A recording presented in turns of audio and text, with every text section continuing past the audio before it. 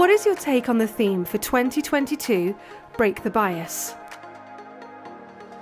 When I think about Break the Bias, so when I was thinking about what it meant to me, I really saw that as reminding me to be strong and to empower myself and those that I can to make sure that we're inclusive and we're not consciously or unconsciously biased, because I think that destroys the ability to be diverse and to encourage growth. Do you think enough is being done by your industry to break the bias? It's quite a difficult one because I don't know every organisation.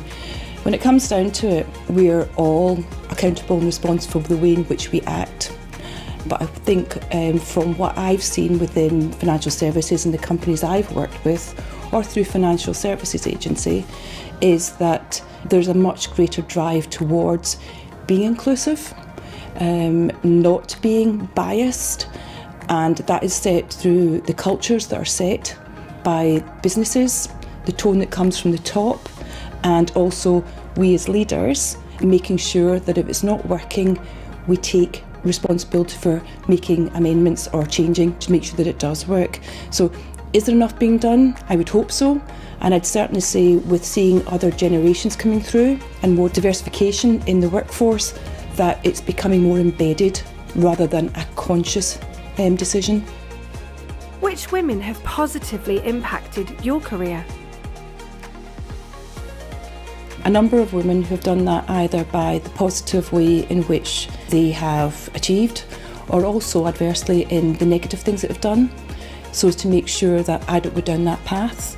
Certainly the initial one who influenced me would be my mother, who obviously came from a very different generation, and her approach to empowerment of women was very different.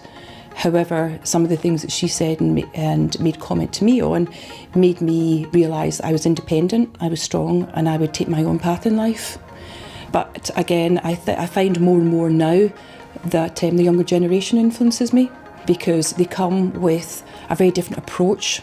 They don't have the unconscious biases that maybe we had as a generation, whether that's from age or gender. They come much more inclusive, they're much more accepting of people, and they want to see results, and they want to do that in whichever way it can be done without following again a path that's already been trodden.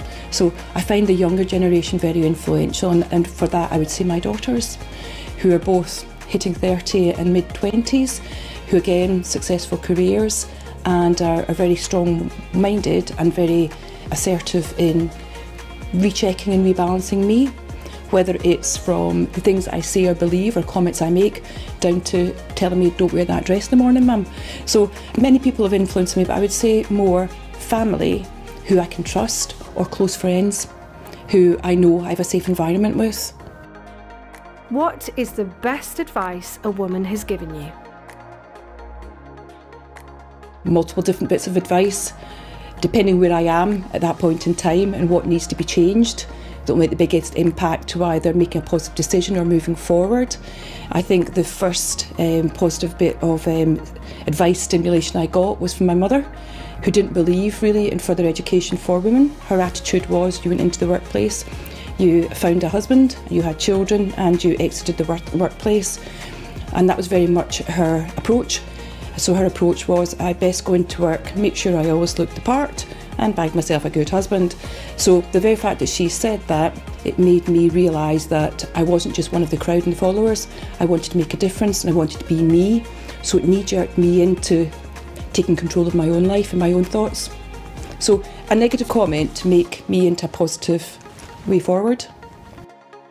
What advice would you give your younger self? I'm a very collaborative leader. I work with people, I understand where my shortfalls are, and I would say that anybody who wants to be successful has to follow with a team, whether that is in the workplace or whether that is with your network of friends and mentors. Make sure you surround yourself with honest, trustworthy people who will tell you when things are good and when not so good, and don't discriminate against those people are. And be bold in any decisions that you make. Have that conviction. What motivates you professionally? Again, going back to being collaborative, I love when I get a team success. When I see something tangible happening and I see how excited everybody else is about their part in it, doesn't matter how small or how large it is, I love a team and group success. What gets you started in the morning? Quite literally, my running buddy Rachel. She wakes me up about back at 5 in the morning and tells me to get my backside out of bed and go for a run. However, on saying that, it really motivates me because energy that comes from exercise and the endorphins that you get sets you up for the day. Now, we can go out and we can discuss anything from liking somebody's new trainers to issues that are maybe happening in general in the workplace, in the market, and we can bash things out in a very secure way. So getting up in the morning, getting the endorphins going and planning my day and being with somebody who I can trust, that motivates me and gets me going. Will you help break the bias?